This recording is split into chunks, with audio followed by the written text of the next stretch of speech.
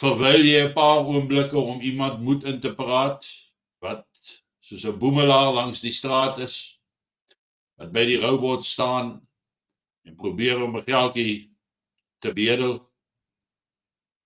En ek sê nie 'n mens moet noodwendig geld gee nie. Dis nie altyd moontlik nie. Maar baie keer as 'n bemoedigende woord doen ook baie. Dit voel vir my baie keer of ek so magteloos is omdat ek self ook nie die vermoëns het altyd om te kan help nie.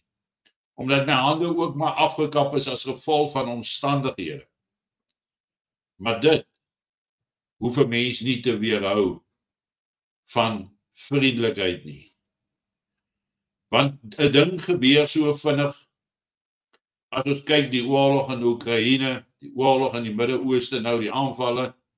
Jy het die tekens gesien voor die tyd en jy kon waarsku en sê daar gaan probleme kom, maar op die ou einde van die dag kom dit skielik en die prys is hoog.